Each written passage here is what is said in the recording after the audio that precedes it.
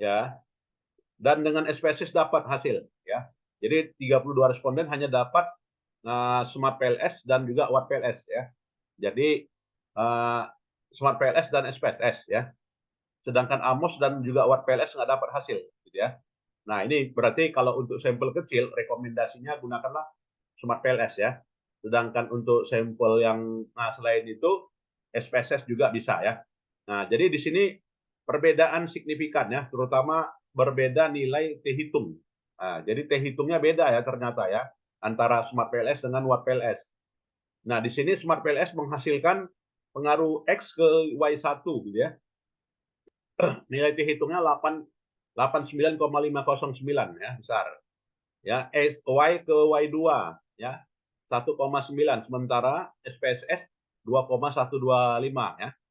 Sedangkan X, ya, ke Y2 melalui Y1 itu sebesar 0,822, gitu ya. Ya, artinya di sini tidak signifikan, ya. Sedangkan SPSS ini dia tidak signifikan juga. Jadi untuk signifikansi tetap sama, ya. Yang membeda adalah nilai T hitungnya. Nah, ini yang perlu kita ambil kesimpulan, ya. Ya, jadi nilai T hitungnya beda, tapi signifikansinya tetap sama, ya. Nah, itu perbedaan empat empat aplikasi, ya. Sedangkan AMOS dan WordPress tidak dapat hasil, ya, Bapak Ibu. Ya, kemudian untuk pengujian apanya, gitu ya, perbandingan hasil p-value-nya. Nah, inilah dia perbandingannya. Nah, dari sisi p-value, AMOS nggak keluar hasil. Karena sampel 32, ya. Nah, maka AMOS mensyaratkan 200 minimal, ya. Nah, jadi kalau kita menggunakan ada sampelnya 5.000, ya bolehlah kita gunakan AMOS, ya. Tapi kalau sampelnya kurang dari 200, jangan gunakan, ya. Nah, jadi di sini tidak signifikan, apa ya, tidak non countable, ya, tidak keluar hasil, ya. Sedangkan Smart PLS dapat hasil, ya. Nah, dapat hasil nilai p-value-nya signifikan, ya. Kenapa? Ya karena di bawah alfa 5%, ya, 0,05. Sedangkan X1 dengan Y2 juga signifikan, ya. Nah, jadi signifikan apa ya? Sejajar, ya, dengan Watt PLS, ya, hasilnya keluar. Ini hasilnya keluar. Oke, ya. Ini sedangkan OX ke Y1 dan juga Y2 nilai p-value-nya nggak signifikan di Smart PLS, ya. Dan di Watt PLS juga tidak signifikan. Dan di SPSS juga tidak signifikan.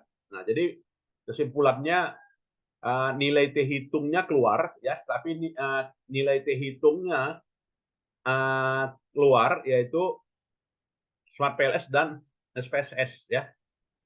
Itu yang keluar. Watt PLS tidak keluar. Nah, tetapi untuk nilai signifikansinya Watt PLS itu keluar, ya. Keluar, ya, karena ini ada hasil, ya. Nah, ini dengan sampel 32. Ya, sedangkan SPSS ya keluar, baik itu nilai T hitungnya maupun juga nilai signifikansinya, kan. Sebenarnya kalau kita nggak pakai nilai signifikansi bisa juga, gitu kan. Artinya cukup kita bandingkan aja T hitungnya dengan T tabel, gitu ya. Jadi lihat T tabel udah bisa, gitu ya. Nah, tetapi kan kita mau praktis, gitu ya. Nah, dari hasil menunjukkan itu, ya, keluar hasil, gitu ya. Ya. Ya, baik. Nah, mungkin ini kita lanjutkan lagi. Untuk itu kita persilakan, ya, kepada yang mau presentasi, gitu ya. Silakan. Izin Pak, presentasi Ya, Pak. Pak Prof. Ya, Pak, silakan. Terima kasih Prof.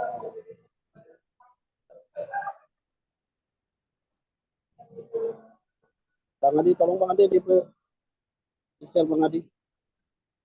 Oke, Bang.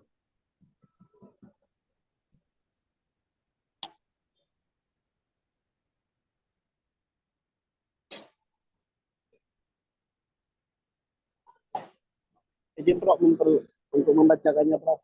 Ya, silakan Pak. Di sini saya mengangkat judul tentang analisis pengaruh kepemimpinan kewirausahaan, bimbingan teknis dan pengembangan pariwisata terhadap komitmen organisasi dan kinerja organisasi di kawasan Danau Toba. Lanjut. Lanjut Pak.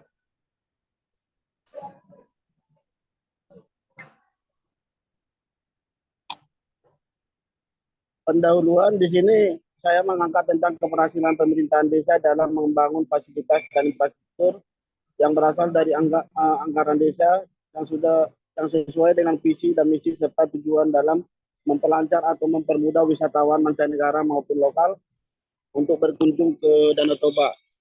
Adanya dukungan dari pemerintah pusat menjadikan setiap desa yang berada di kawasan Danau Toba harus diperbaiki atau dibenahi. Hal ini dilakukan agar Danau Toba menjadi ikon destinasi wisata yang memiliki nilai jual untuk wisatawan. Dari pendahuluan ini saya mengangkat teori tentang lanjut Pak.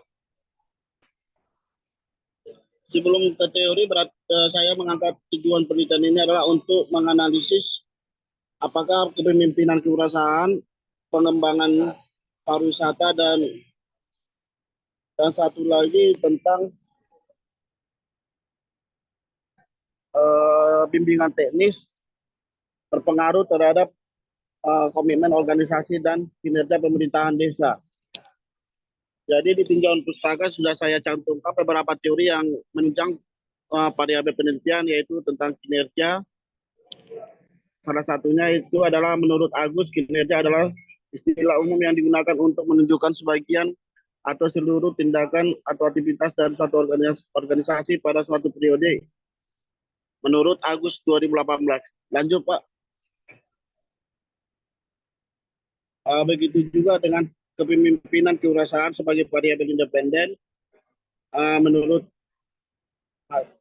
Renko et al. 2015 menghasilkan temuan bahwa atribut perilaku dan tindakan yang membedakan kepemimpinan kewirausahaan dan gaya kepemimpinan lain fokus pada pengenalan peluang dan eksploitasi kepada tujuan kewirausahaan untuk pemimpin tersebut. Baru tentang pengembangan atau inovasi, di sini saya mengangkat teori dari Wiratno. Inovasi merupakan kemampuan mengkombinasikan unsur-unsur produksi yang ada dengan cara baru dan lebih baik. Lanjut Pak.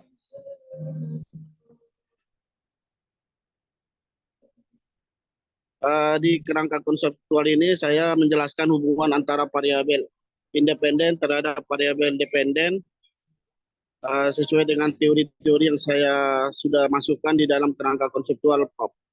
Lanjut Pak. Lanjut Pak. Di sini saya menggambarkan model dari hubungan antara teori.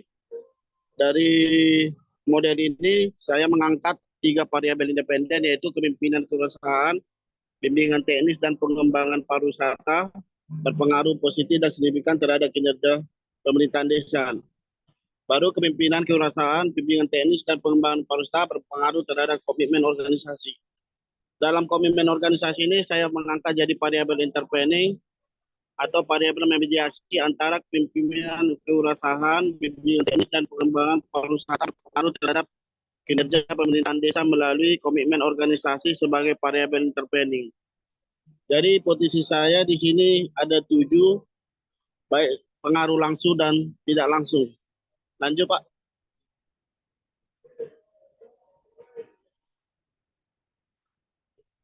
Jadi metode yang saya gunakan di sini yaitu digunakan adalah penelitian positivisme. Penelitian ini merupakan penelitian induktif yang bertujuan untuk menggeneralisasi hasil temuan empiris dan sampel yang diambil sebagai pengunjung yang sedang berada di kawasan Danau Toba. Populasinya di sini populasi saya sebanyak 3.200 orang. Untuk ketentuan menggunakan AMOS atau struktur ekosistem model, saya mengambil sampel sebanyak 400 orang, Prof. Untuk definisi operasional, jadi di sini ada variabel yang saya gunakan 5, 3 variabel independen, variabel intervening, dan 1 variabel dependen. Lanjut, Pak.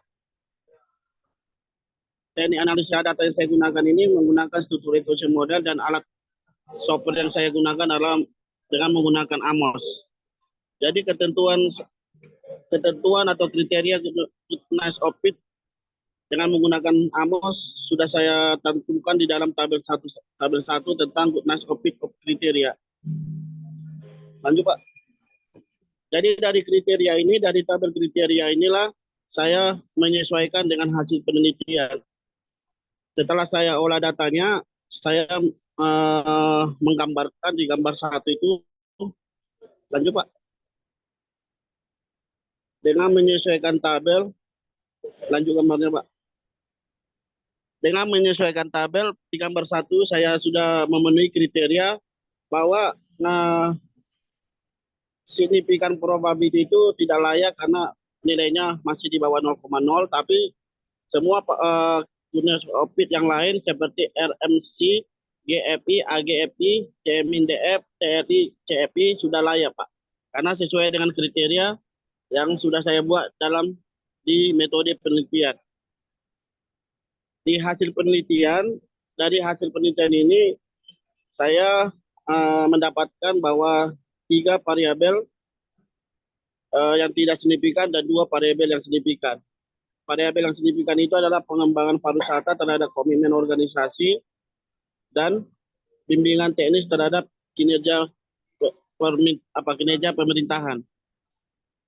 Dari hasil tabel ini saya sudah menjelaskan, Prof, tentang uji hipotesisnya, cuma uji pengaruh tidak langsungnya belum saya jelaskan.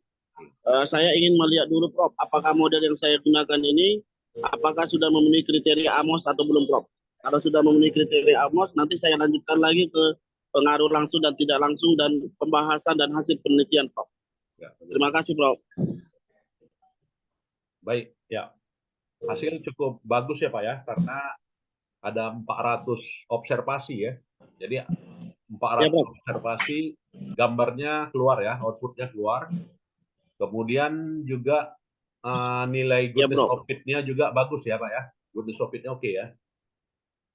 Iya, bagus, Prof. Bagus, semuanya Prof. ya. RMSEA semuanya fit ya. Baik, Pak. Nah, jadi yang kurang tinggal menambahkan pengaruh direct effect, ya kan, indirect effect dan juga total effect ya, karena ini intervening, Pak ya. Interveningnya ya.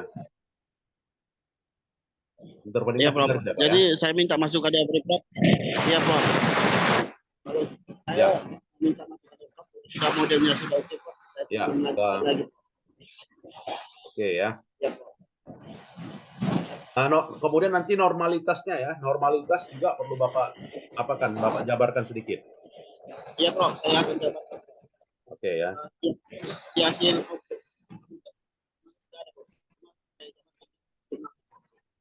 Baik, ya. Jadi normalitasnya menggunakan apa ya? Menggunakan cut off ya. Jadi menggunakan cut off di atas 5% ya. Nah, itu tolong nanti dianalisa atau dinarasikan lah ya. Kalau tabelnya kita masukkan begitu banyak, tapi kalau apanya sedikit ya narasinya. Ya, silakan Bapak Ibu, ada yang mau menanggapi terkait dengan hasil ini. Jadi saya merekomendasikan ya, kalau sampelnya di atas 200 ya gunakan AMOS. Nah, itu ya. AMOS cukup bagus ya visualisasinya dan juga tampilan output statistiknya. Saya yakin kalau menggunakan AMOS untuk sampel di atas 500 ya atau 400 itu signifikan semua gitu ya.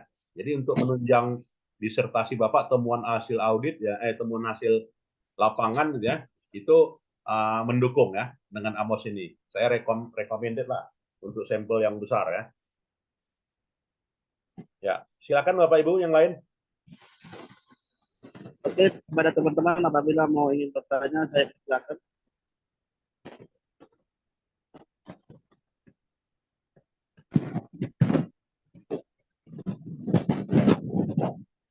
Silakan Bapak Ibu.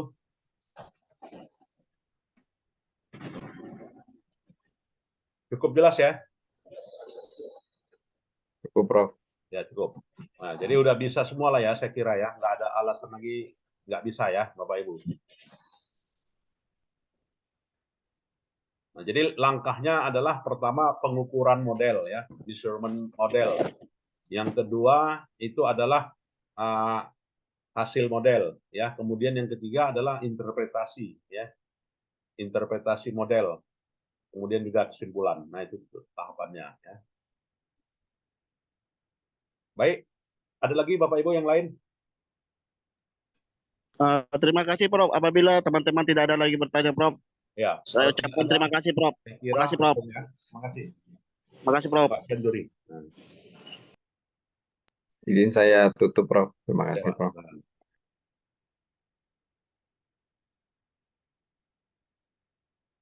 Ya, untuk presenter yang kedua, yang ketiga, yang keempat ya, silakan.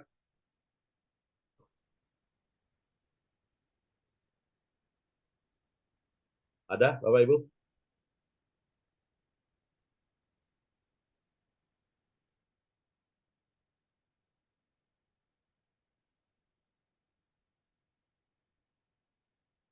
Oke, belum ada ya. Yang keempat belum pede ya.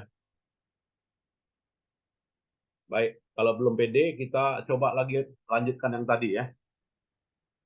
Nah, jadi untuk apa tadi ya perbandingannya Smart PLS, Watt PLS, dan juga SPSS itu ya. Jadi nilai AMOS-nya nggak menampil kalau sampel kecil ya. Dan dalam pembahasannya gitu kan, itu harus kita jelaskan ya, baik menggunakan signifikansinya atau juga nilai terhitungnya ya, menjelaskan hubungan antar variabel ini. Nah, jadi saya nyarankan penjelasannya menggunakan terhitung maupun juga nilai signifikansi gitu ya, hubungan antar variabelnya. Nah, kemudian untuk dari koefisien determinasi, nah untuk sampel kecil AMOS nggak keluar, ya tidak not countable ya, tidak dapat dihitung. Smart PLS ya menghasilkan koefisien determinasi 0,94 ya, mirip dengan hasil Watt PLS ya dari sisi koefisien determinasi. Jadi Pak Cianturi tadi R square dan juga adjusted R square-nya belum juga dibahas tadi ya. Belum Prof. Ya, oke. Nanti mohon ditambahin. Iya Prof. Lanjut Prof. Ya, Prof. Nah, begitu juga SPSS. Hasilnya nggak jauh beda ya. Dengan Smart PLS maupun juga Watt PLS. Nah, itu ya Bapak Ibu. Silakan. Dan ini harus ada di pembahasan ya. Karena dia menggunakan lebih dari satu variabel independen, maka apa ya? Maka adjusted R square ya yang kita gunakan. Bukan R square, tetapi adjusted R square. Gitu ya. Ya, kemudian korelasi ya. Korelasi saya kira bisa dipakai, bisa tidak, gitu ya. Tapi nggak apa-apa ya. Kita lihat hasil korelasinya. Hasil untuk pengujian korelasinya sebagai berikut, gitu ya. Jadi dengan AMOS tidak muncul ya. Tapi dengan Smart PLS ya hasilnya sebagai berikut ya. Nah ini perbandingan hasil persamaan strukturalnya ya. Jadi persamaan strukturalnya koefisiennya tetap sama ya, positif semuanya ini. Ya, positif semuanya. Oke. Nah itulah ya. Jadi nggak ada beda ya kesimpulannya. Jadi tidak ada beda yang membedakan adalah outputnya tidak keluar disebabkan karena perhitungan sampel yang berbeda ya. Jadi hanya jumlah sampel sangat menentukan ya. Jadi Pak ini kenapa nggak signifikan? Nah jadi jawabannya adalah tambah sampel. Nah, itulah ya obatnya ya solusinya. Kalau misalnya disertasi Bapak Ibu nggak signifikan, jika tidak signifikan maka obat yang paling manjur itu adalah tambahlah sampelnya, gitu ya. Mau tidak mau. Gitu ya. Nah, jadi berdasarkan hasil menunjukkan SPSS Smart PLS yang diperoleh bahwa untuk jumlah sampel kecil tidak ada perbedaan yang signifikan ya, pada nilai signifikansi p-value dan t-value. Nilai determinasi dihasilkan juga tidak ada perbedaan yang signifikan. Serta nilai korelasi persamaan yang dihasilkan juga tidak ada perbedaan hasil yang signifikan. Sedangkan untuk SEM di Baktiabak tidak mampu mengolah data dengan jumlah yang kecil ya. Nah, itu yang disimpulkan. Baik, ada lagi Bapak Ibu silakan. Yang mau presentasi ya minggu depan disisakan. Ada Prof. Pak Rangga, Prof. Sebentar, Prof. Oh ya, Masih Rangga ya. beliau. Mohon izin, Prof. Terima kasih, Prof. Tapi ini masih ini, Prof, sampai metodologi, Prof. Mohon izin, Prof. Iya Pak, nggak apa-apa, kita evaluasi. Oke, Prof. Siap, Prof.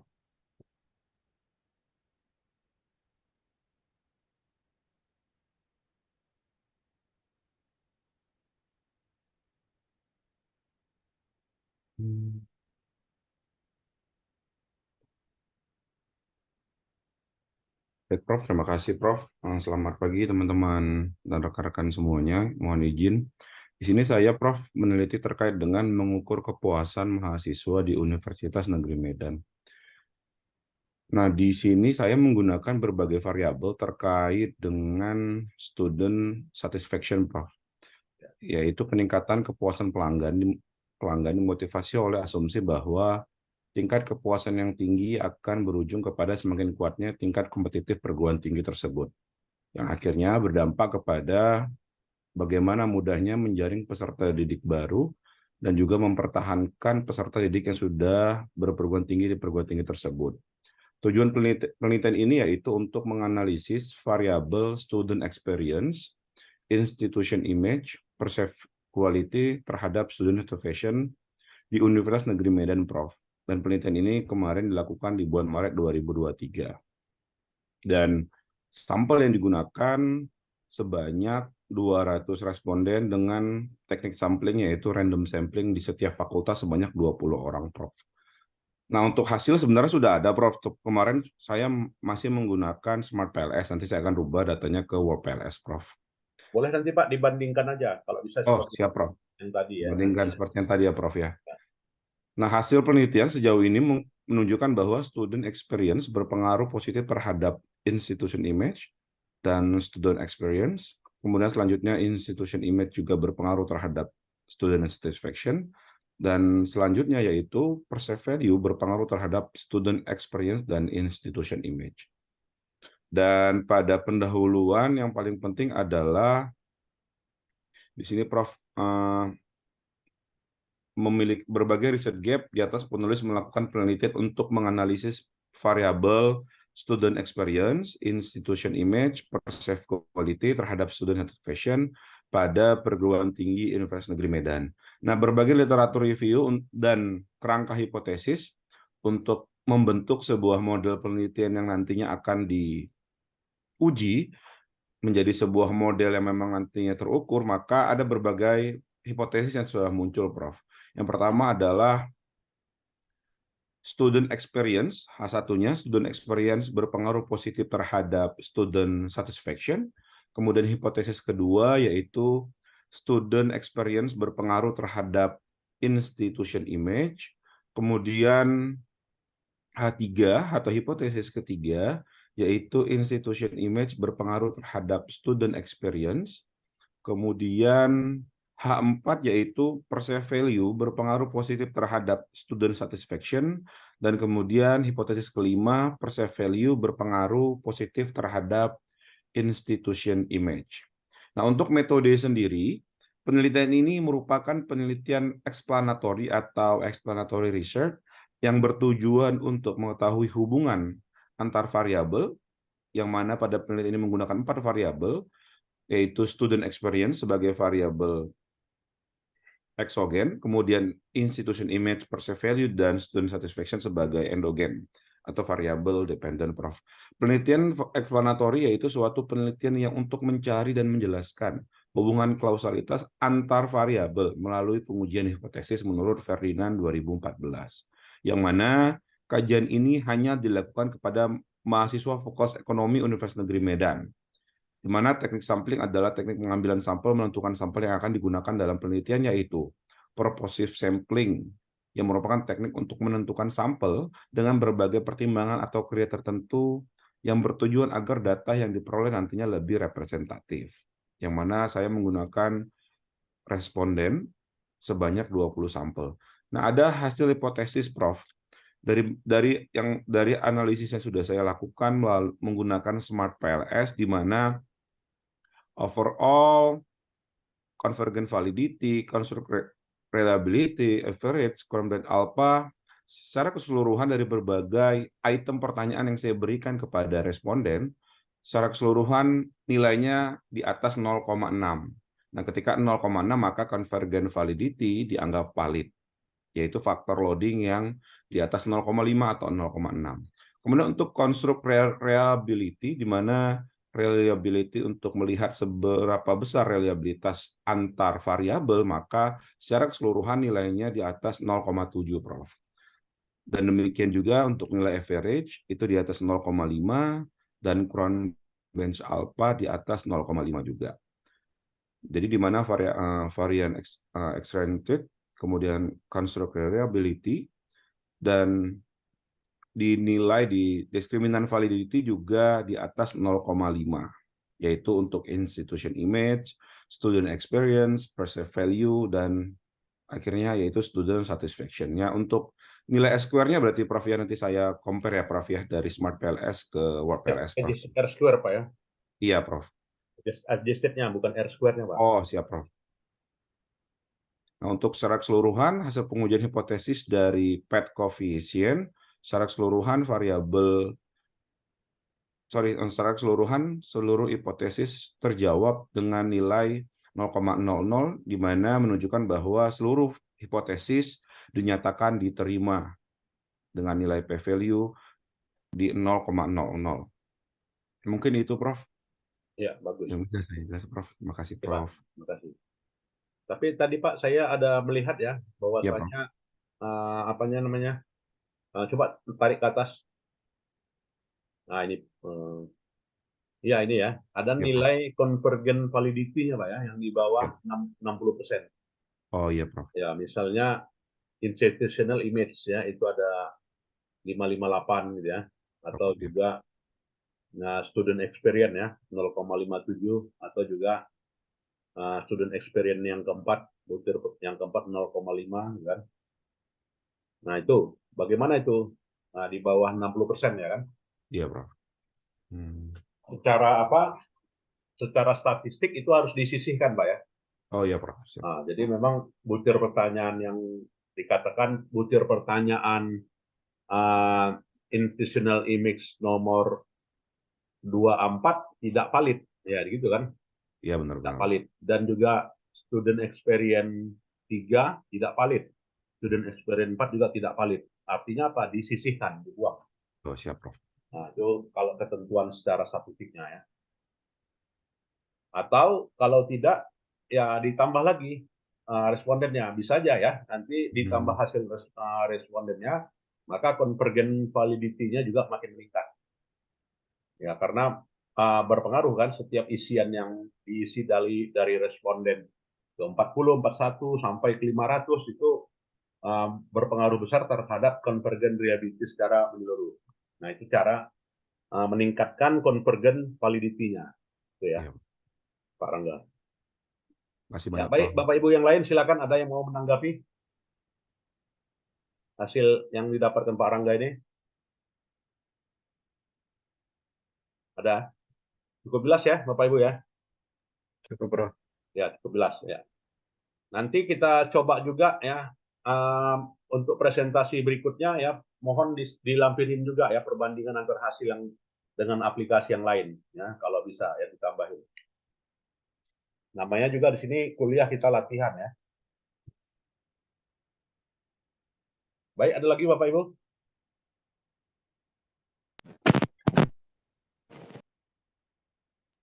Tidak ada ya? Ya baik, kalau tidak ada saya kira itu sajalah ya perkuliahan kita di pagi hari ini. Izin bertanya, Prof. Oh ya, silakan Pak Centuri. Prof, jika jurnalnya sudah selesai, proses publikasinya gimana? Ya, boleh Bapak yang cari publikasi, artinya luaran kita harus publish di sini ya. Silakan Bapak cari yang jurnal yang Osinta 6, Cinta 5 boleh ya, atau jurnal luar negeri silakan ya. Yang penting dia udah publish. Berarti kami masih mencarinya. Ya, bisa Bapak publish dari sekarang ya. Ya, Prof. Ya. Terima kasih, Prof. Ya, masukkan nama dosennya di belakang. Iya, Prof. kalau misalnya dari Prof sendiri, Prof, Prof, karena kan kami nggak terlalu ini, Prof. Oh ya, boleh. Nanti kirim aja Pak papernya. Siap, Prof. Ya, nanti kirim kalau melalui saya juga boleh ya, kirim melalui papernya, nanti kita carikan yang murah. Siap, Prof. Makasih, Prof. Terima kasih, Prof. Ya, ada lagi Bapak Ibu? Ya, yang udah siap mohon diteruskan dan diringkas ya, atau juga dibuat dalam bahasa Inggris ya. Saya kira dengan Google Translate juga cukup bagus ya, karena Google Translate juga sudah menggunakan AI ya. Jadi menggunakan AI, para frasenya juga cukup mumpuni ya dibanding translator ya pada saat ini. Itu saya kira pandangan saya ya. Ya, baik. Saya kira kalau tidak ada lagi, kita sudahi ya, Bapak Ibu. Selamat pagi. Assalamualaikum warahmatullahi wabarakatuh. Waalaikumsalam warahmatullahi Selamat pagi, Prof. wabarakatuh. Ya, boleh meninggalkan ruangan. Absen udah ya, Bapak Ibu ya, di apa ya? Di e-learning. Siap, Prof. Ya, makasih.